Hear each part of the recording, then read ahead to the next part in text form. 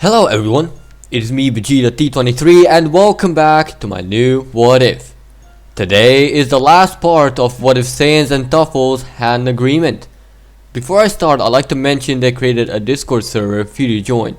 The link is in the description of this video, so if you'd like to join in and talk to me and the rest of my fans, it's there. I'd also like to mention that I created an Instagram so you can survey my very uninteresting life. I mainly post Osu stuff. Now back to the video. In the last part they have gotten rid of Zamasu and Black in the future and went back to the normal timeline. Daishinkan then invited Kakarot and Vegeta to observe the Zeno Expo, but in the end they get called out by Toppo, who they fight. They win and they also hear about Jiren.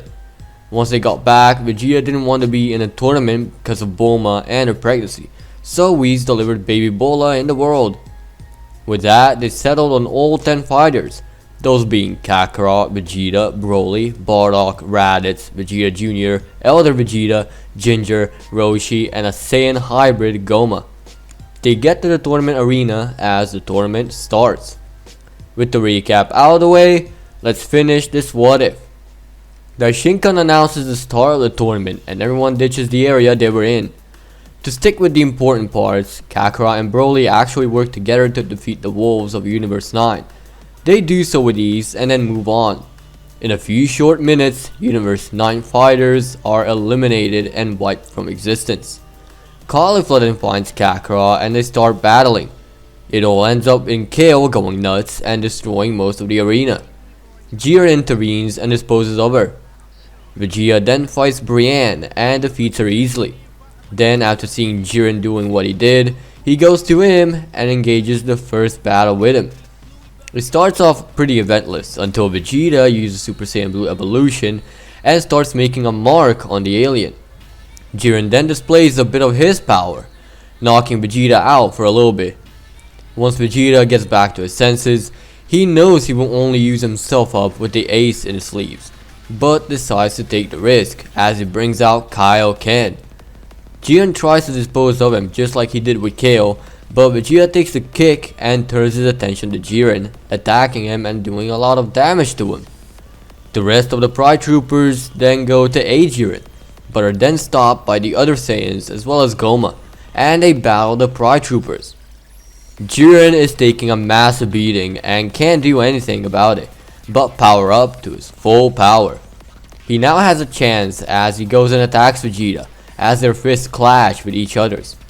Meanwhile, Roshi is taking beating from Frost and he can't really do anything, but try and seal him away, just like they did in the future with Zamasu. In this scenario, he actually seals him away for good and throws the bottle off the ring. Frost tries to bargain by going back in, but is then destroyed in the process by Zeno. Vegeta is still holding up against Jiren, but eventually loses all of his stamina and energy, and well, faints. Jiren is about to throw him off the ring, but Kakarot sees this and prevents Jiren from doing anything. Kakarot is then knocked out almost instantly and Vegeta is thrown off of the arena. The rest of the Saiyans then charge Jiren and are trying to take a revenge, and although Jiren is worn out, he can still keep up with Broly and Raditz and pretty much everyone else. Eventually, the Saiyans start losing a lot of energy and also losing hope. Raditz puts all his shit aside and starts transforming into Super Saiyan 3 and attacking Jiren with all he's got, but is put down after a failed attempt. Jiren then prepares to knock them all off to claim victory, but Kakarot opens his eyes as he accesses Autonomous Ultra Instinct, followed by a really nice and big light show.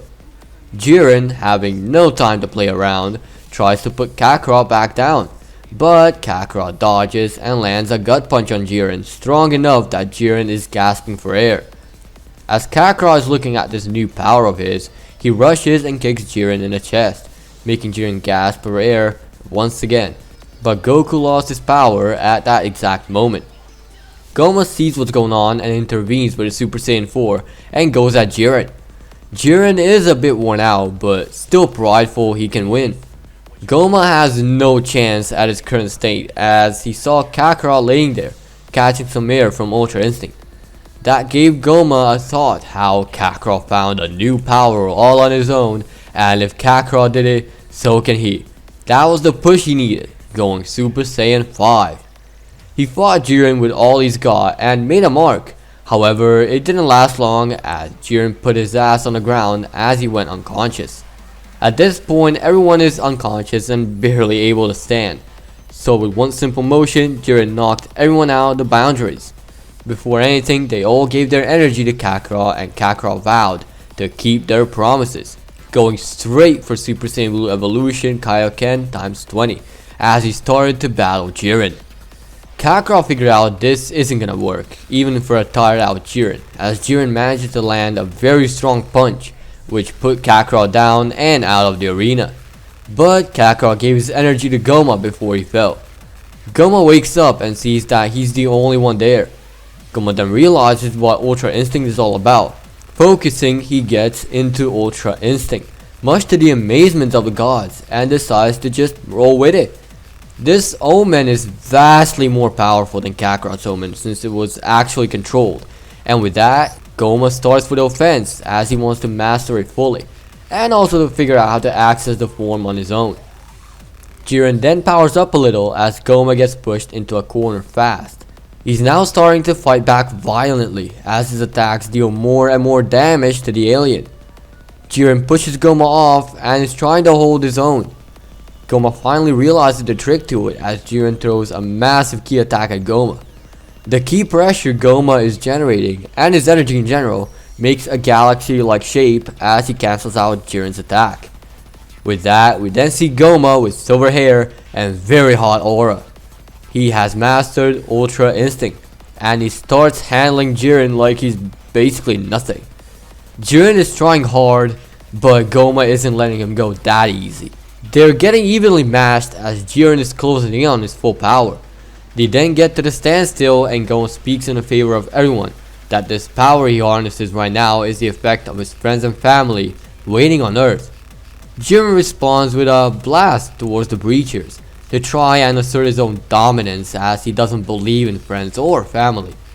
Goma realizes it fast and gets there, deflects it, and pissed as hell rushes at Jiren with full force. He doesn't waste time like Goku in the original, he just pummels Jiren down into the ground. Goma gives a speech to Jiren before eliminating him from the tournament, but before anything can happen, Goma loses his Master Ultra Instinct power as his body experiences a spasm. That was the chance for Jiren to eliminate Goma, but Bardock came out of nowhere and powered up to his full power. Bardock then rushed Jiren and did everything he could to knock him out, while Goma is laying there on the ground. Bardock gave all he could to defeat Jiren and to get him out of boundaries, even if he gets eliminated himself. He took the chance. Goma looked on to the master plan Bardock was savoring and just rose with it, assisting Bardock with stray ki blasts to confuse him while Bardock takes care of business. Due to Jiren being completely worn out, he lost the battle and Bardock fell in the void with him, leaving Goma alone on the battleground 2 minutes before the end. With nothing else to do, Daishinkan comes over and announces the winner and asks him of the wish. With all the Saiyans thinking about their own things, Goma speaks up, saying he wants all the universes to be restored back into existence. With Daishinkan telling him it's a wise choice, he summons the Super Shenron and restores all the universes with the help of it. With that, we have the winners of the Tournament of Power and return back to their normal lives. Back at home, they celebrate in style and with a big feast to compensate. They owe Goma everything for actually figuring it all out himself. I mean, it really came to no surprise, he was a Saiyan Tuffle hybrid after all. Goma quickly became good friends with the Saiyans and trained with them. And with that, we're done with this what if. Thank you for watching. If you'd like me to stream today, then click dislike. But if you liked the video, hit that like button. If you'd like me to cover your idea in the near future, comment down below. And as always, peace out.